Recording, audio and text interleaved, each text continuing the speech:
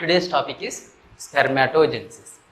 Spermatogenesis is nothing but maturation of spermatozoa from primordial male sex cell, what we call spermatogenesis. Actually, it is a male gametogenesis. Female gametogenesis is oogenesis, right? So, before going to discuss about spermatogenesis, we should know where spermatogenesis will occur. Where spermatogenesis will occur? Spermatogenesis will occur in the testis. Testis will be located in the scrotal sac. Why it is present in the scrotal sac? Actually, if you observe ovary will be present in the pelvic cavity. But in case of males, testis will be present in the scrotal sac. Why? Because spermatogenesis needs little less temperature than body temperature. That means if you observe body temperature, it's around 37 degree centigrade. But if you observe temperature of scrotal sac, it will be minus 3 to 4 degrees from the body temperature. That means body temperature minus 3 to 4 degrees. That will be the temperature of scrotal sac. That temperature is necessary for the spermatogenesis. It favors the spermatogenesis. If it is more temperature, it will harm to the sperms. Let me explain very basic anatomy of testis. It will help you to understand the spermatogenesis properly. Right? Okay. I am taking testis over here.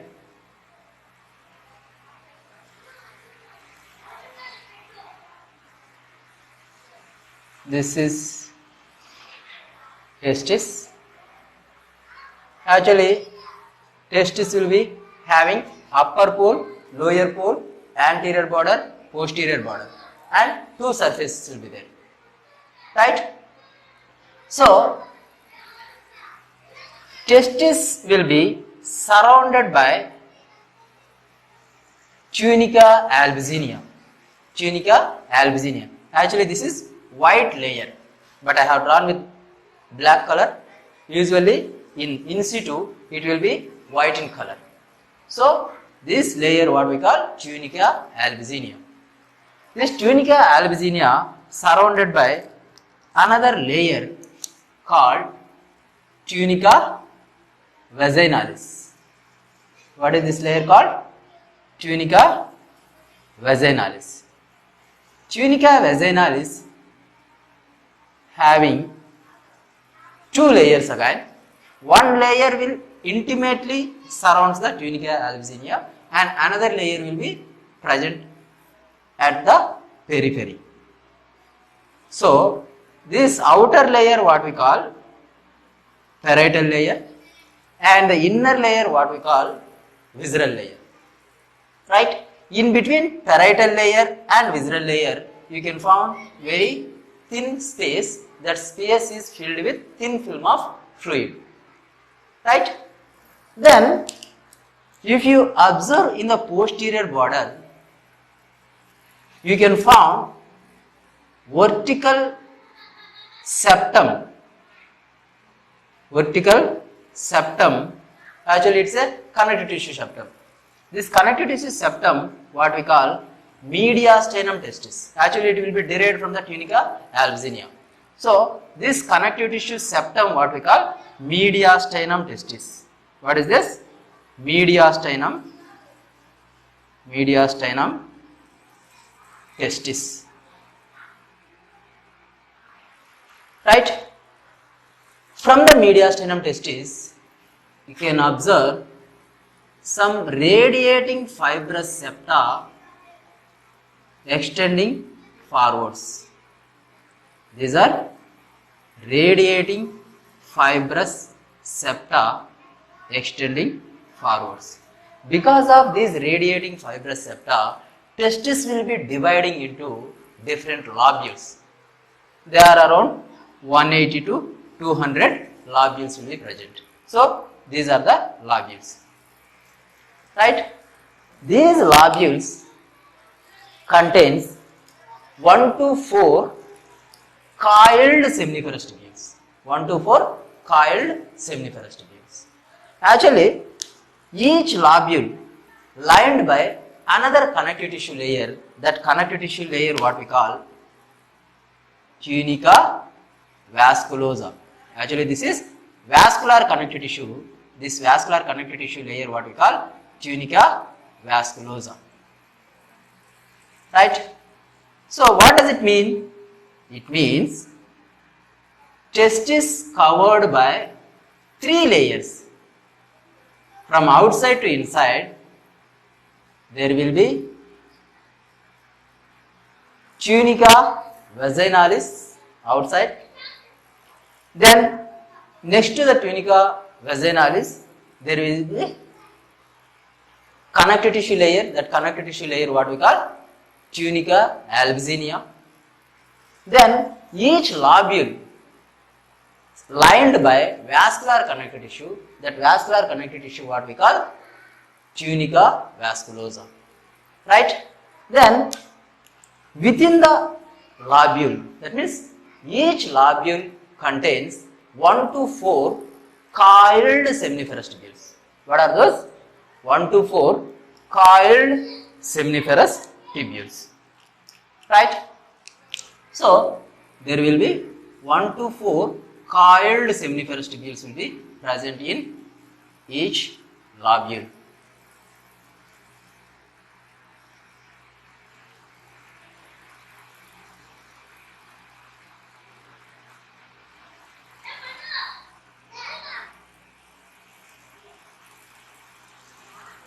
These are coiled seminiferous tubules.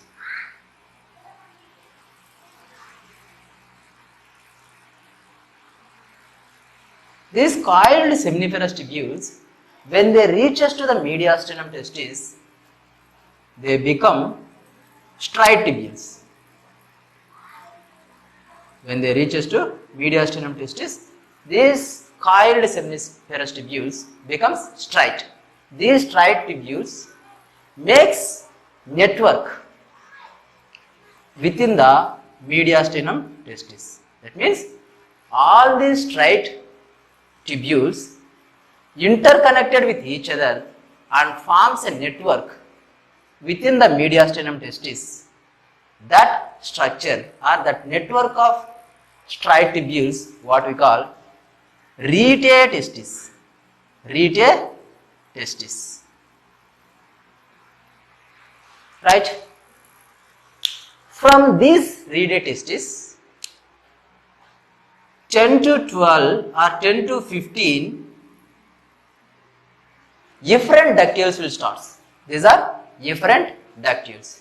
These efferent ductules makes portion of head.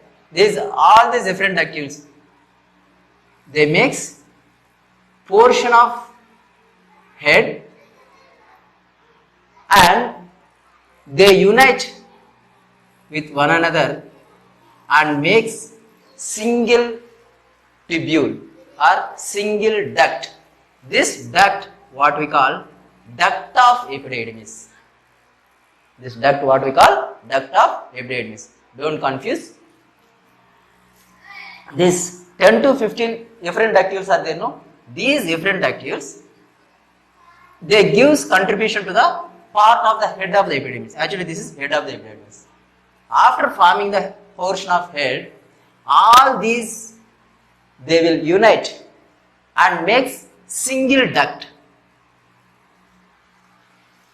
Right?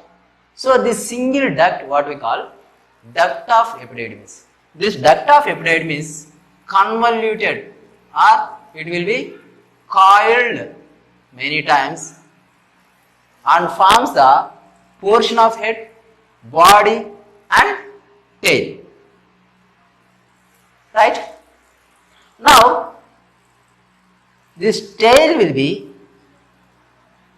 what is this tail? Tail of epididymis. This tail of epididymis continues as a vas deferens. So, this is vas deferens or ductus deferens.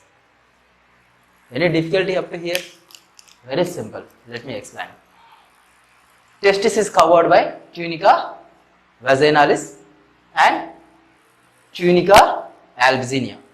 First, this tunica albuginea in the posterior portion, it makes one vertical septum. That vertical septum what we call mediastinum testis.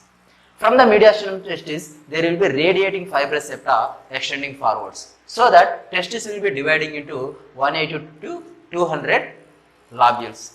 Each lobule lined by vascular connective tissue, that layer what we call tunica vasculosa.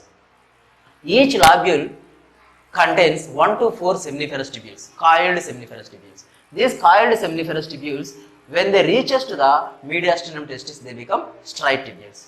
These straight tubules interconnected with each other and forms a rete testis. That is network. From that network, 10 to 15 efferent ductules will start. These 10 to 15 efferent ductules makes portion of head of the epididymis. After that, all these efferent ductules will unite and makes single duct. That duct what we call duct of epididymis. This duct of epididymis forms remaining portion of head, body and tail of epididymis.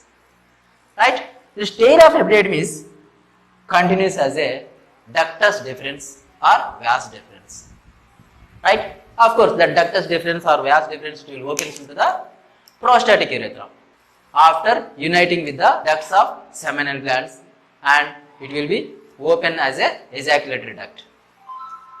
From there, whatever the content which is present in it, it will be passing through all this duct system and it will be ejaculated through the penile urethra. Now you know structure of testis. Now we should know where spermatogenesis will occur. Spermatogenesis will occur in the seminiferous tubules.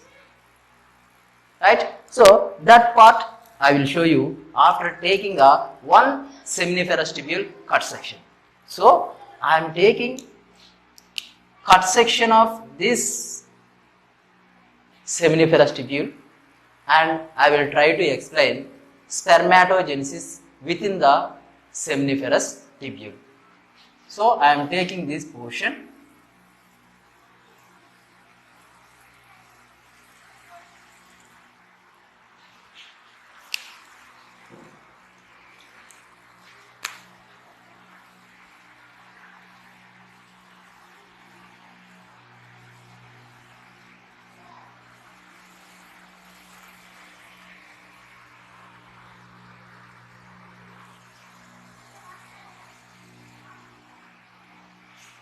This is the single seminiferous tubule.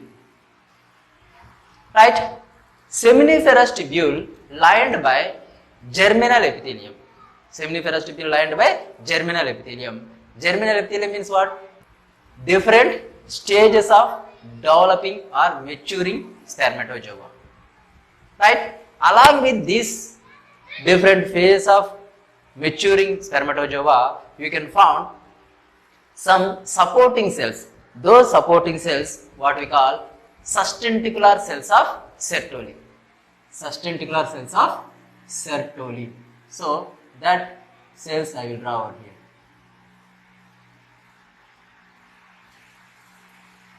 This is one sustenticular cell of Sertoli.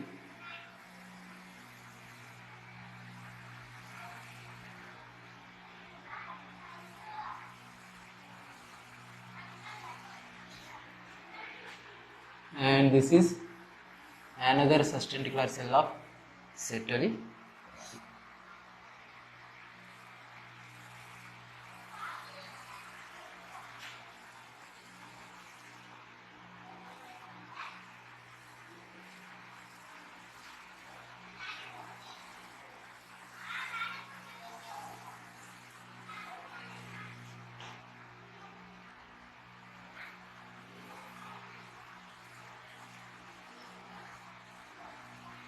Right? I have drawn little bigger cells because I need some space over here to explain spermatogenesis. Actually, there is no this much bigger cells. Okay, but just imagine many sustentacular cells of Sertoli are there. In between the sustentacular cells of Sertoli, there will be different phases of developing spermatozoa are present. Right? In the basal portion of the lumen, seminiferous tubule, you can find primordial male sex cells. Actually, these primordial male sex cells appeared in the wall of yolk sac at the 4th week of intrauterine life. From there, they will migrate through the dorsal mesentery of hindgut and reaches to the site where gonads are going to develop. Right? And they will incorporate within the gonads. Okay. Let me explain that. If you take the embryo after folding,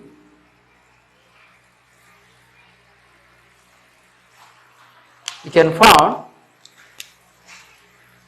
gut here. Actually, this is hind gut because I am taking lower portion, and hind gut is suspended by peritoneum. This is the dorsal mesentery. This is anterior portion and this is posterior portion. And in the posterior portion, on either side of midline, you can find elevations.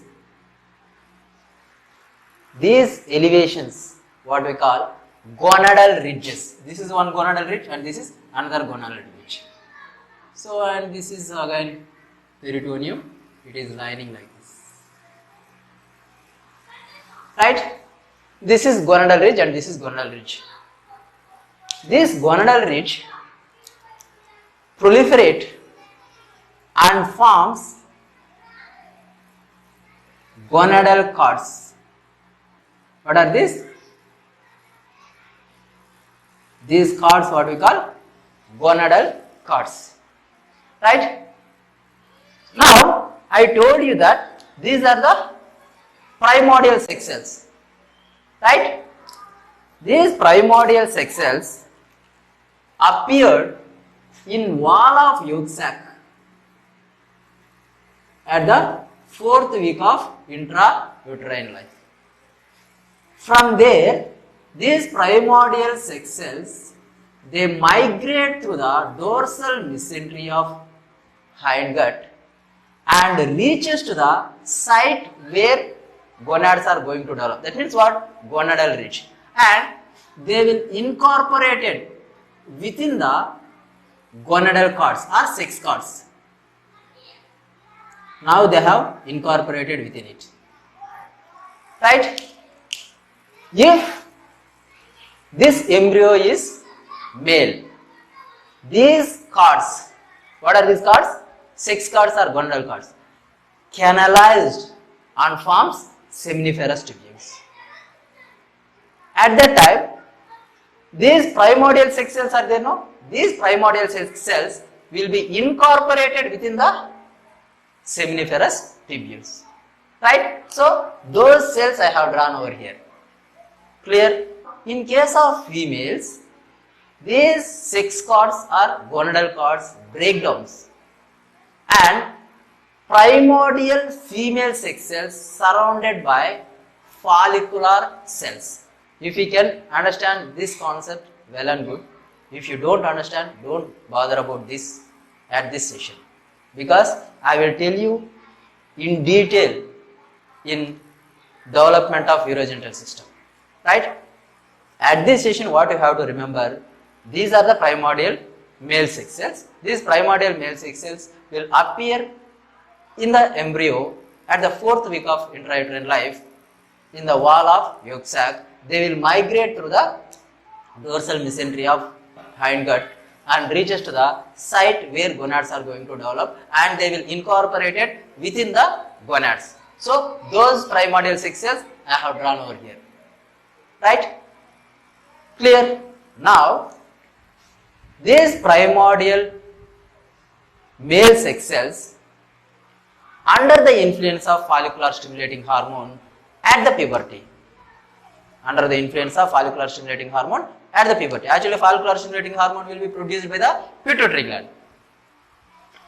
When that hormone releases, these primordial male sex cells started to mature or started spermatogenesis.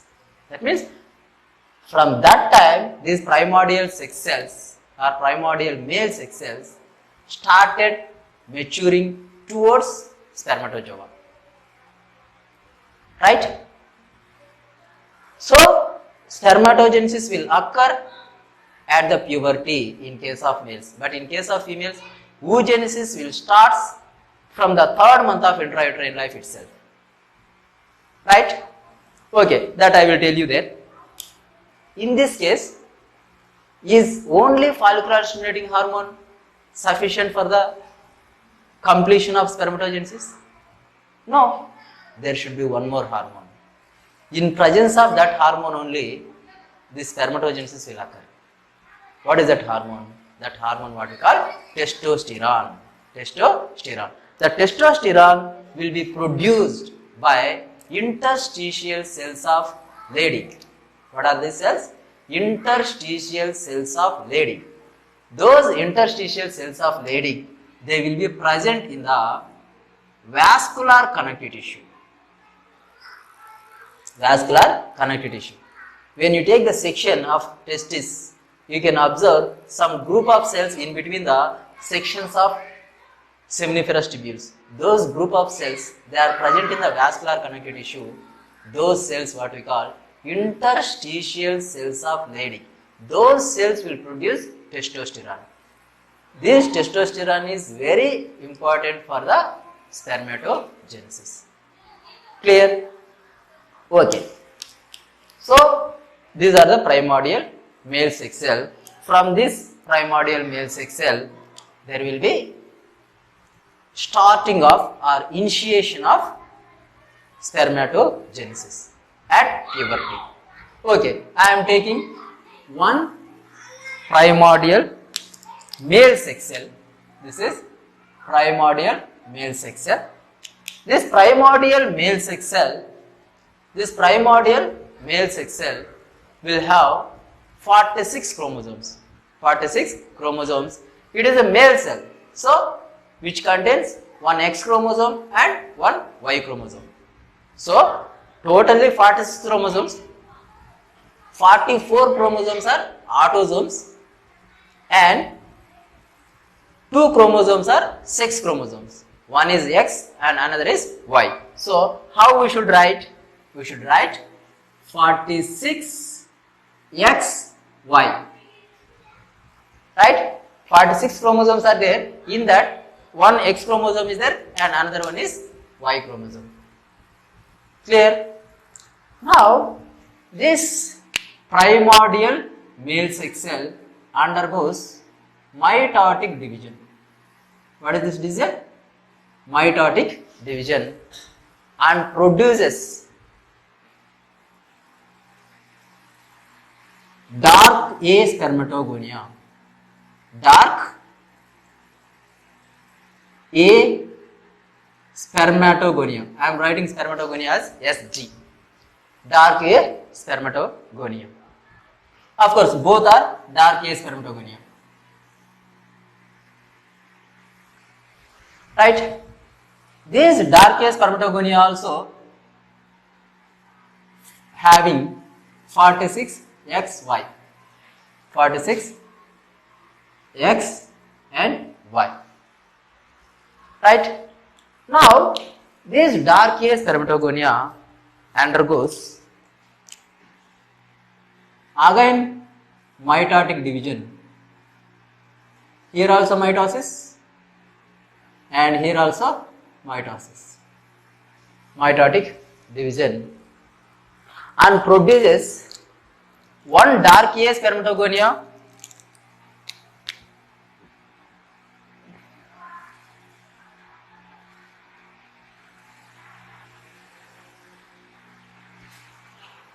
dark A spermatogonia and light A spermatogonia. Light means what? Lightly visible nucleus. Light A spermatogonia. Right? Then this light A spermatogonia undergoes again mitotic division and produces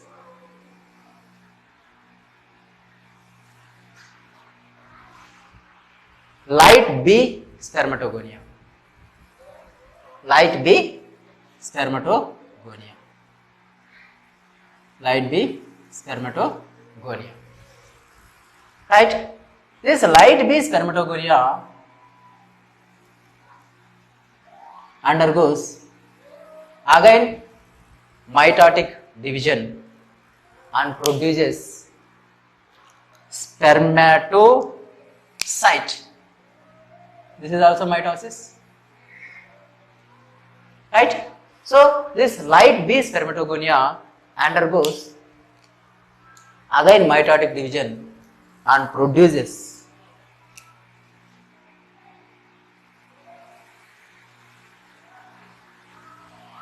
primary spermatocytes. Primary spermatocytes. Primary spermatocytes. Of course, number of chromosomes will be same, 46XY, 46XY. Clear? Now, this primary spermatocyte undergoes meiotic division now. We already know meiotic division having two subphases, meiosis 1 and meiosis 2. Now, this primary spermatocyte undergoes meiosis 1. So, when it undergoes meiosis 1, what will happen? We will see now. Now it is undergoing meiosis 1. Now here this is a meiosis 1. When they undergoes meiosis 1, the resulting cells are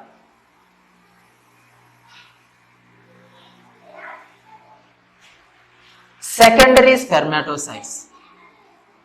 Secondary spermatocytes. Now you should tell me that meiotic division is equational division or reduction division? It is reduction division. So now how many chromosomes should be there in secondary spermatocyte? See, actually in 46, 44 autosomes and X, Y. Is it? Half of the 44? 22. 22 autosomes came here and this X will come here and remaining 22 autosomes will go here and this Y will go here. Right? At that time, how we should write over here? Totally 23 and 1 X chromosome here. Here also 23 totally, but here is Y chromosome. Right?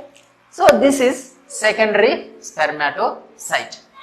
Now these secondary spermatocytes undergoes meiosis 2. Is it or not? So when they enters into meiosis 2, resulting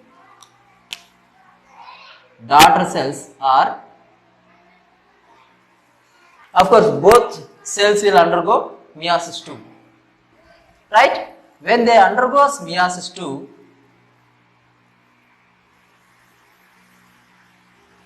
what is the resulting cells?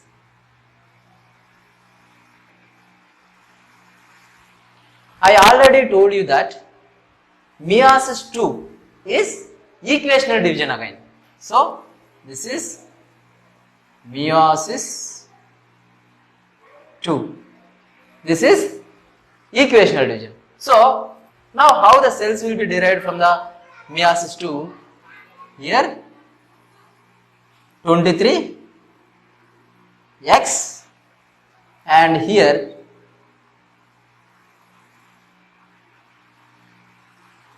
23 X. But from this cell,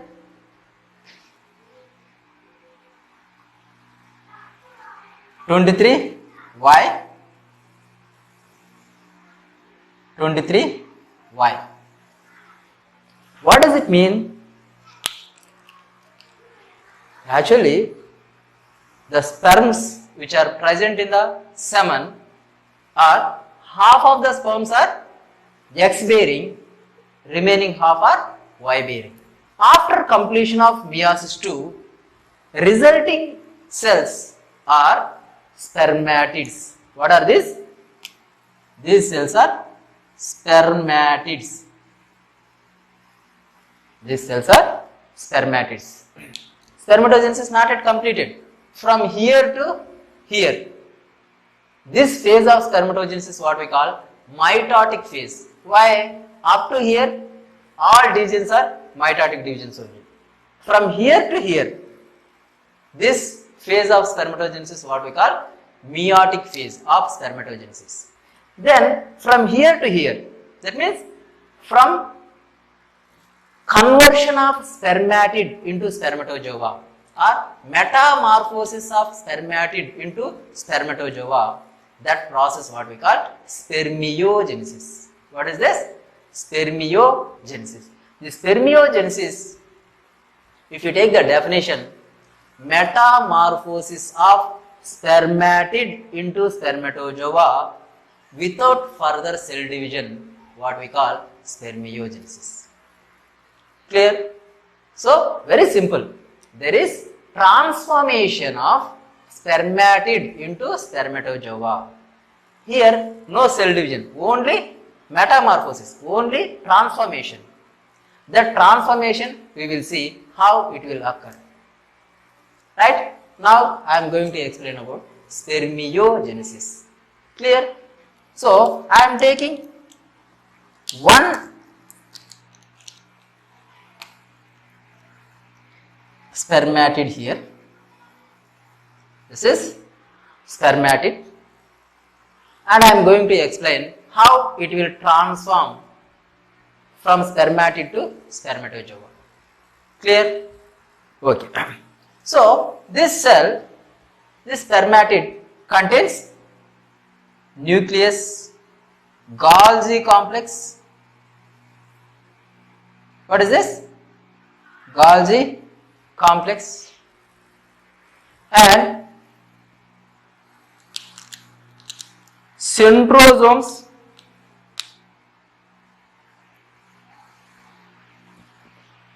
centrosome and mitochondria,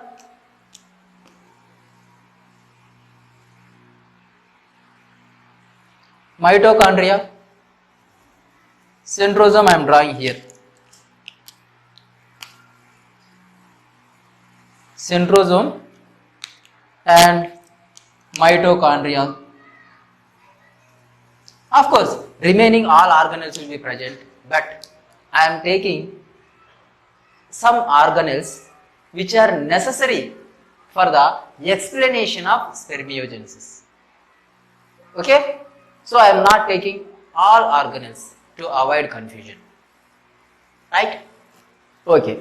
Now, this is spermatid. From this, how it will transform into spermatozoa, that I am going to explain now. Clear? In spermiogenesis, there will be 4 subphases that I will tell you. What are those?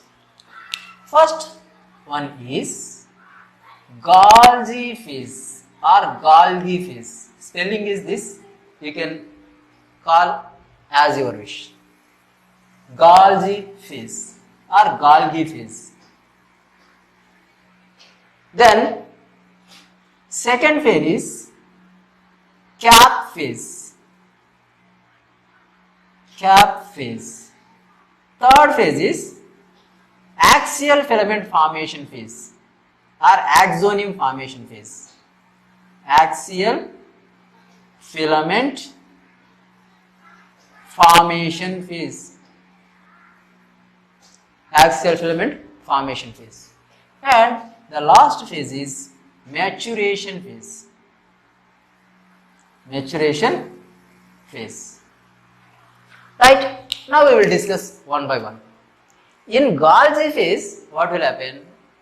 Accumulation of enzymes which are necessary for the breakdown of barrier which is present around the oocyte. What is that oocyte? Secondary oocyte. Usually secondary oocyte is surrounded by corona radiata cells. Next to the corona radiata cells, zona pellucida. Next to the zona pellucida, vitelline membrane. These many barriers are there surrounding the oocyte. So sperm has to cross all these barriers. So it needs some specific materials to cross all these barriers. Those materials or those enzymes will be accumulated within the Golgi complex. So next phase is condensation of genetic material. Actually, genetic material means DNA. DNA will be winding around the histone proteins usually, right? But in Golgi phase, this DNA will be winding around the histone protein, right? After that, this histone protein is replaced by translational proteins, right? After that, these translational proteins are replaced by some other proteins called protamines. What are these? Protamines. Why there should be transformation of this many proteins? Because here spermatids needs tight condensation. If it is histone protein, DNA cannot condense that much tightly. That's what proteins has been changed. Now there is protamine. After that, cap phase is there. In cap phase, what will happen? There will be formation of cap around the formation of cap or acrosomal cap around the anterior two-third of nucleus. Very simple. In this cap phase, Golgi complex will forms or Golgi complex will convert as a acrosomal cap. This acrosomal caps or covers around the anterior two-third of nucleus, right? Of course, in the first phase, this has been filled with enzymes. In the next phase, this becomes cap and covering the anterior two-third of nucleus of spermatid. Then, axial filament formation phase. Axial filament formation phase. Here, this is what? Centrosome. Centrosome having two centrioles. This is anterior centriole and this is posterior centriole. This anterior centriole will be inactive, but this posterior centriole becomes active and organized to produce microtubules. It will organize to produce microtubules. So it will start producing microtubules. Along with that, there will be one temporary structure will be formed, or temporary collar will be formed. That collar what we call mancheti. Mancheti. Right? Actually, this is temporary collar, which is helpful for the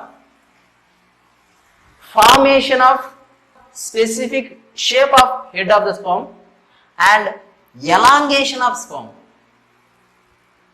This is the temporary structure, or this is temporary collar, which helps for the formation of specific shape of the head and elongation of sperm. Right? So, here these are microtubules and there will be elongation.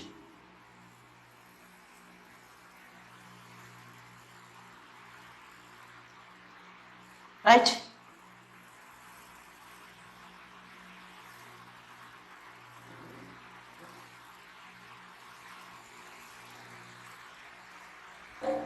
Now,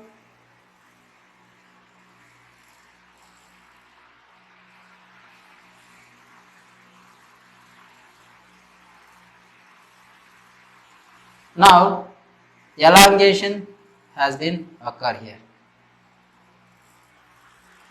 Right? And mitochondria are present, no?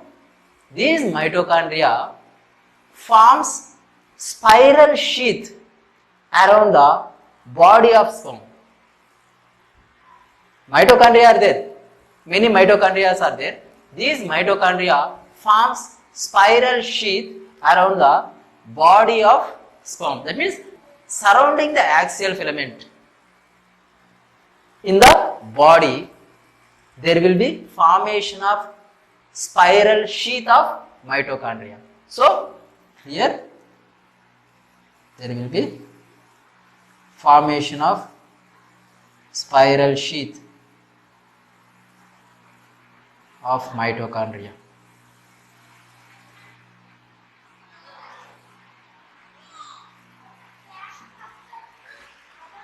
Right? Then, next, what will happen? There is axial filament has been formed and elongation has been happened. Right? Now, there should be some reduction of weight. Why? It has to swim throughout the female genital tract, okay, within the given time. Right? If it is very obese, it cannot move fastly. That's what some amount of cytoplasm has to remove. Some amount of cytoplasm has to remove from this cell. Okay, how it will remove, I will explain you. So, there will be removal of some cytoplasm. Removal of some cytoplasm.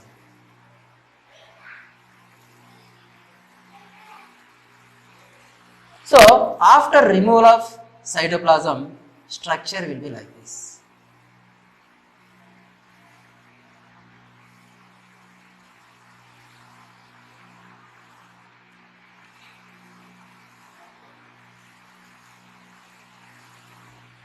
Right?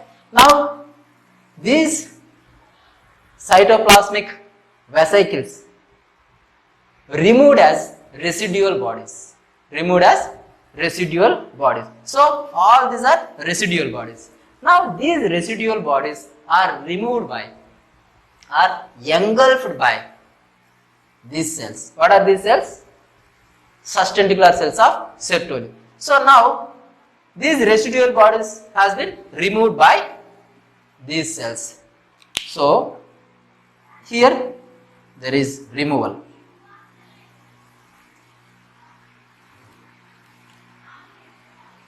Right? Now, it has been reduced its weight. Now, it is having less weight. Now spermiogenesis has been completed. So see here, conversion of spermatid into spermatozoa. So this process what we call spermiogenesis. Still spermatogenesis is not completed. There is another process, that what we call spermiation. So after completion of spermiogenesis, these sperms will not release into the lumen of seminiferous tubules. They will stay, or they will be attached to the sustentacular cells of Sertoli. When they fully mature, then only these sperms will be released from the sustentacular cells of Sertoli and they will enter into the lumen of seminiferous tubule. That process what we call spermiation. That process what we call spermiation. So spermatogenesis having mitotic phase, meiotic phase, spermiogenesis and spermiation. Right? So this is about spermatogenesis. Right? But according to your syllabus, I have to tell structure of sperm also. Okay? Let me explain about that. I am removing this part.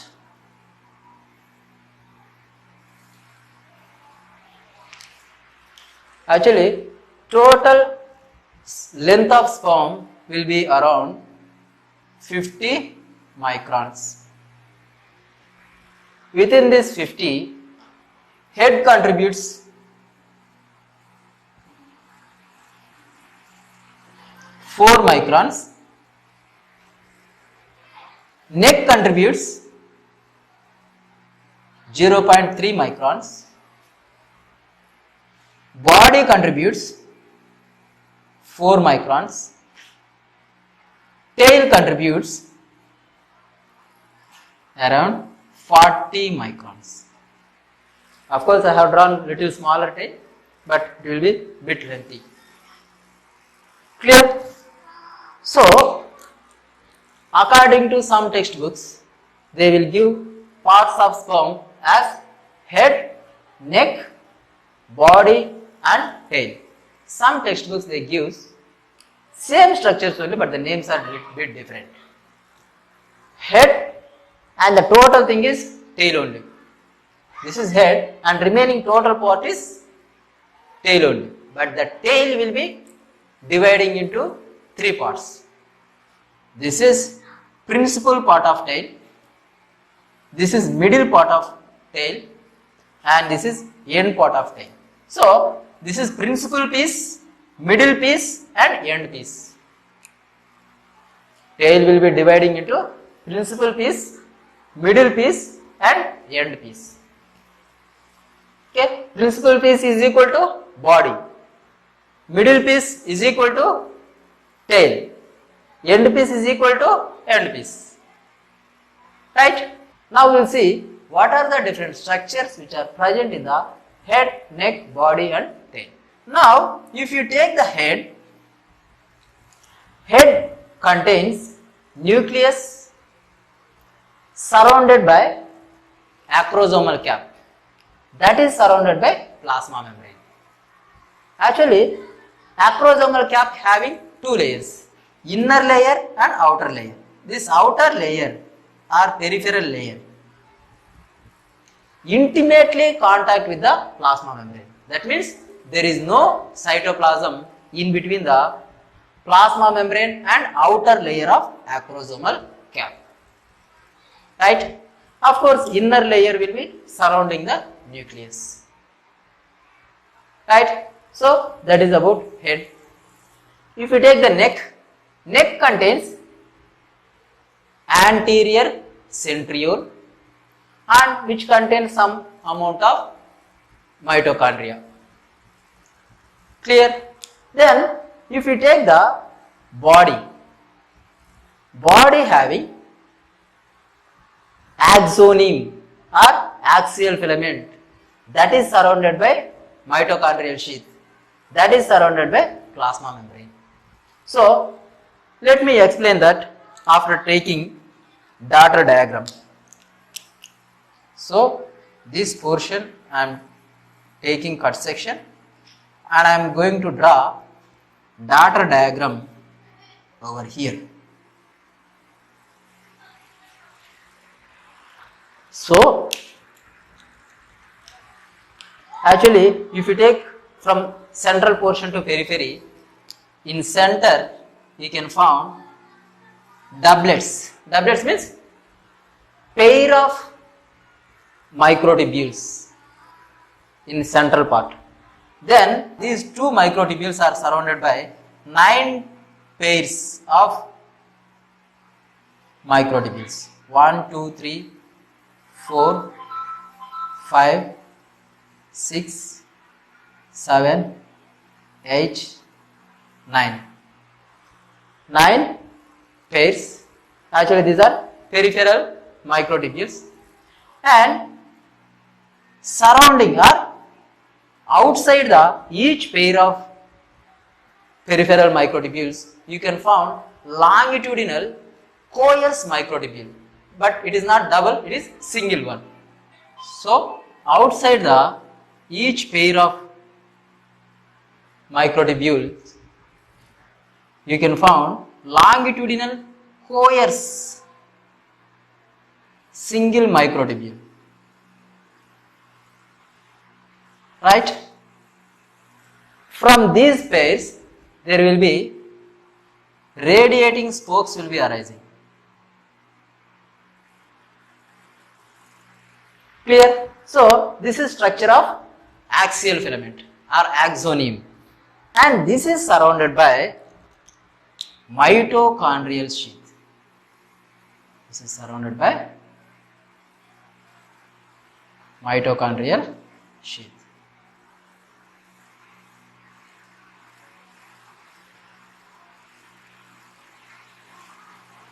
This is surrounded by mitochondrial sheath.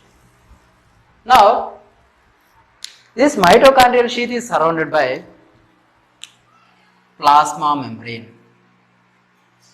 Plasma membrane. Clear? So this is the structure of body or structure of principal piece. Clear? And if you take the structure of tail, how it will be, you will see now.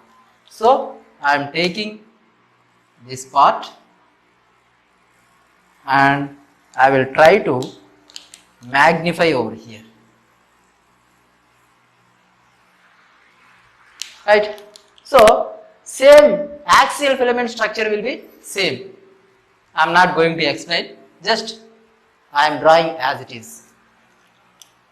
So central pair, peripheral 9 pairs, 2, 3, 4, 5, 6, 7, 8, 9, and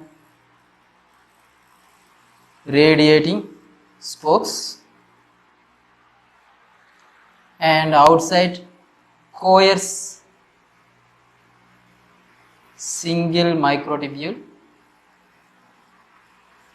and this is surrounded by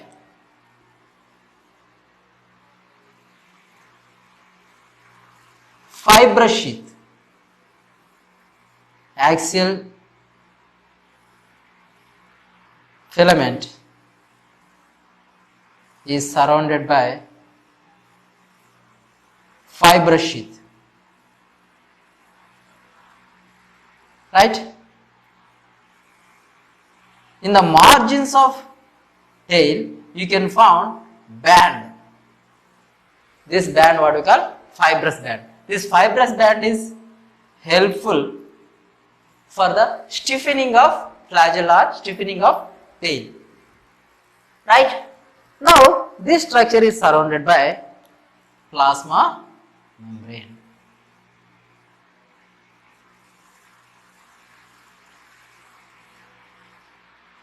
Right? So this is the structure of middle piece. Right? Here mitochondrial sheath is there and here fibrous sheath is there. Now let me explain about end piece. So here is the end piece. This end piece structure I will magnify over here. Right? So axial filament will be same as it is except this outer single longitudinal microtubules. So how it will be?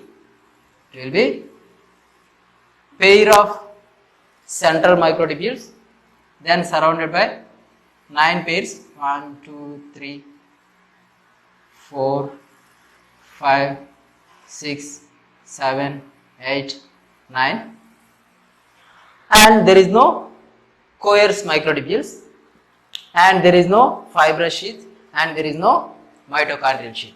Only plasma membrane will be present. Of course, radial spokes will be there. Clear? So this is the structure of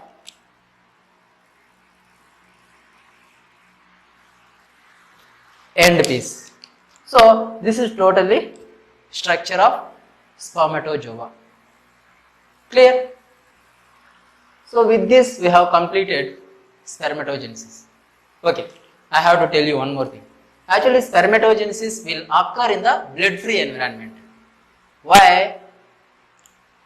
If spermatozoa exposed to the blood will have some toxic materials.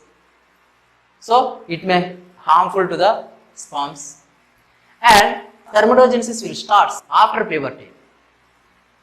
Right? So spermatogenesis will start after full maturation of immune system. Right? So after full maturation, if there is any particle new to the immune system will react and it will produce antibodies against that new cells. Right? Like we know that if any foreign organism enter into our body, against that there will be production of antibodies. Same here also, these sperms are forming after maturation of immune system.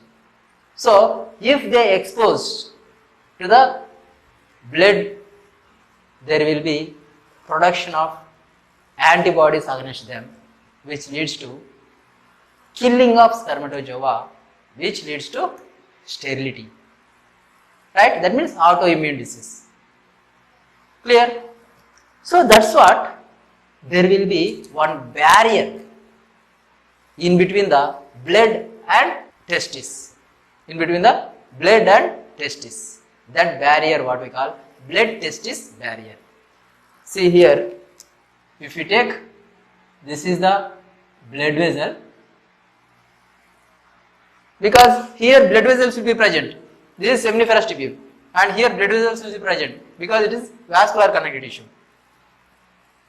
But here there will be one gate, one barrier between the blood vessel and lumen of seminiferous tubule. This barrier is formed by foot process. Actually, this is foot process of sustentacular cells of Sertoli. Foot process of sustentacular cells of Sertoli. Right? Actually, blood testis barrier is misnomer. That word is misnomer.